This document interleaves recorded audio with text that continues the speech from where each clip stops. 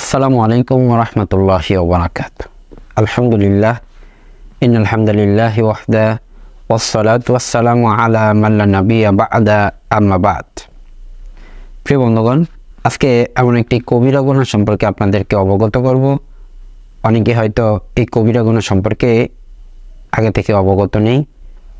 মুআবিয়া রাদিয়াল্লাহু আনহু থেকে বর্ণিত, তিনি বলেন, আমি রাসূল সাল্লাল্লাহু আলাইহি ওয়াসাল্লামকে বলতে শুনেছি, কোনো ব্যক্তি যদি এরকম পছন্দ করে যে সে আসলে মানুষ তাকে দাঁড়িয়ে সম্মান প্রদর্শন করবে, তাহলে সে যেন তার স্থান জাহান্নামে বানিয়ে নেয়।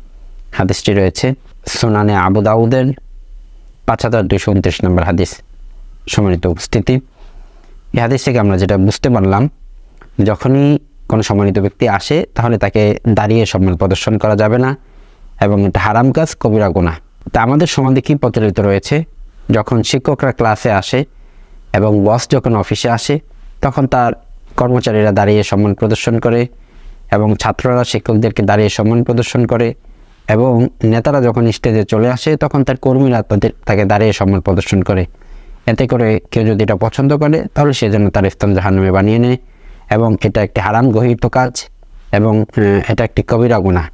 এই কাজ থেকে আমাদেরকে বিরত থাকতে হবে এবং রাসূল সাল্লাল্লাহু আলাইহি ওয়াসাল্লামের আদর্শকে আমাকে মেনে নিতে হবে। অবশ্যই বসে সম্মান জানানোই হচ্ছে রাসূল সাল্লাল্লাহু আলাইহি ওয়াসাল্লামের সুন্নাহ। এরকম রাসূল সাল্লাল্লাহু আলাইহি ওয়াসাল্লামের অনেক সাহাবী রাসূল সাল্লাল্লাহু আলাইহি ওয়াসাল্লামকে জীবনের সবচেয়ে বেশি ভালোবাসতেন, কিন্তু কখনো কোনোদিন রাসূল সাল্লাল্লাহু আলাইহি ওয়াসাল্লাম এসেছেন এবং দাঁড়িয়ে তাকে সম্মান প্রদর্শন করেছেন, এরকম কোনো হাদিস দ্বারা সাব্যস্ত হয়নি এবং হাদিস দ্বারা প্রমাণিত হয়নি। অতএব আপনাকে আমাকে এই হাদিসের উপর আমল করতে হবে। কাউকে এভাবে সম্মান দেখানো যাবে না, দাঁড়িয়ে সম্মান প্রদর্শন করা যাবে না, এবং কেউ যদি দাঁড়াতে বাধ্য করে তাহলে তাকে হাদিসটি শুনিয়ে দিবেন যাতে করে সে সাবধানতা অবলম্বন করতে পারে। আল্লাহ সুবহানাহু ওয়া তাআলা আমাদেরকে তৌফিক দান করুক। সুবহানাকা আল্লাহুম্মা বিহামদিক, আশহাদু আল্লা ইলাহা ইল্লা আনতা আস্তাগফিরুকা ওয়া আতুবু ইলাইক। আসসালামু আলাইকুম ওয়া রাহমাতুল্লাহি ওয়া বারাকাতুহু।